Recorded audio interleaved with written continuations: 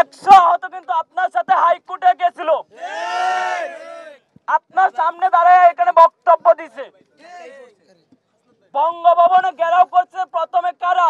এই আহতরা। যদি আওয়ামী লীগ আবার পুনর্বাসন হয়, সবার আগে যদি মাঠে দেখেন এই আহতদের দেখবেন,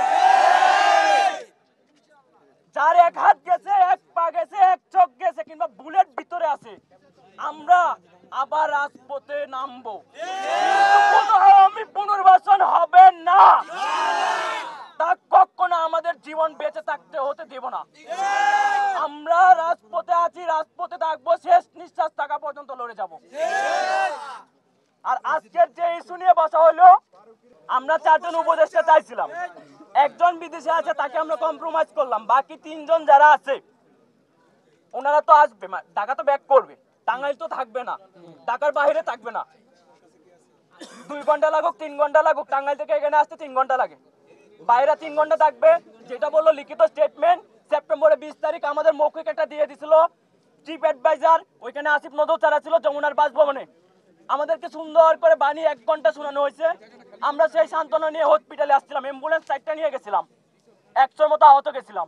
এরপর সচিবালয় মিটিং করছি, পরপর কয়েকটা মিটিং হয়েছে, বারবারই আশ্বাস দেওয়া হয়েছে রাজপথ থেকে সব সমাধান নিয়ে তারপরে ছাড়বে ওরা, সকলের সম্মতিক্রমে। আমি এটাই বলতে চাই, ওনারা রাত 6টায় বাজুক, ওনারা আসুক, নাহিদ ভাই আসুক, আসিফ ভাই আসুক, মাহফুজ ভাই আসিফ ভাইয়ের সাথে আছে, টাঙ্গাইল আছে। আমি বিনীতভাবে অনুরোধ করতেছি তারা আসুক, এসে সবকিছু সমাধান করে এখান থেকে লিখিত স্টেটমেন্ট ভাই যেটা বললো, আমাদেরও একটাই দাবি, আমাদের লিখিত স্টেটমেন্ট দিয়ে তারপর যাবে। তারপর সবাই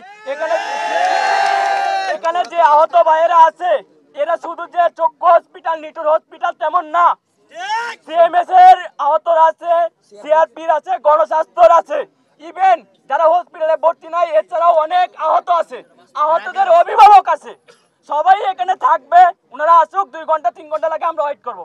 আহতরা আহতদের জন্য 8 ব্যাগ রক্ত ম্যানেজ করে, আমাদেরকে নাকি ফ্রিতে চিকিৎসা দেওয়া হয়। আমাদের টাকা দিয়ে রক্ত কিনছি আমরা, আমাদের টাকা দিয়ে আমরা রক্ত কিনছি।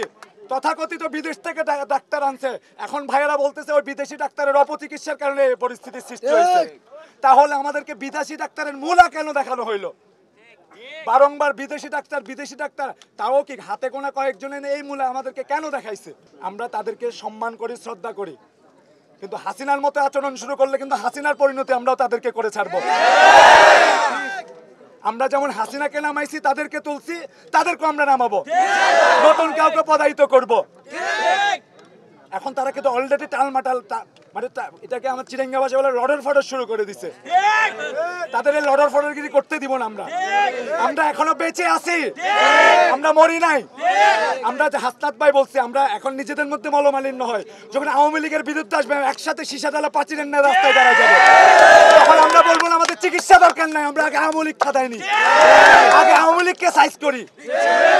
দল রাজনীতিবিদ নিয়ে আমাদের নামাইছে, সেটা যে বোকার রাজ্যে বাস করতেছে।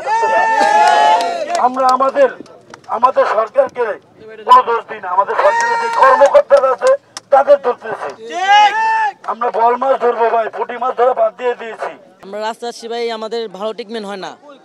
তারা আমাদের একটার পর একটা আশা দিয়ে যাচ্ছে, আশা দিতে একটা আশা তারা সফলতা করে না।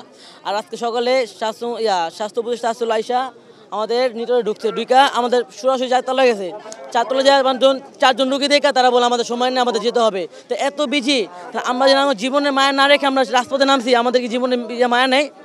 তারা এখন 2-4-10 মিনিট সময় দিব আমাদের, তারা বলে অনেক বিজি। মানে আমাদের রুগী ভাই শরীর রাস্তা তার উপরে গায়ে চলা দিছে, সে এখন আমাদের নিটরে ভর্তি, এখনো নিটরে ট্রিটমেন্ট চলতেছে।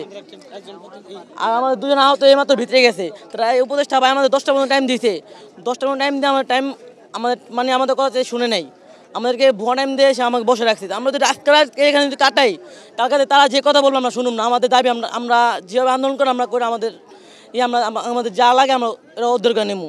কারণ সকালতে আমরা দেখবো, তাহলে তো আমাদের পাশে আমরা বসে থাকি, আমাদের আন্দোলন বন্ধ হবে না। কারণ আঙ্গ কথা সে শুনে না, আমরা কালকে তাদের কথা শুনবো না।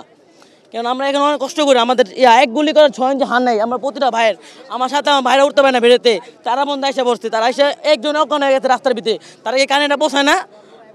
তারা মানে আগে এসে চলতে হবে, মার্সিস পায় কি ভুলে গেছে বাংলাদেশের মানুষ কত কষ্ট বাইরে রক্ত পারে যে বেমানি কেমনে করে।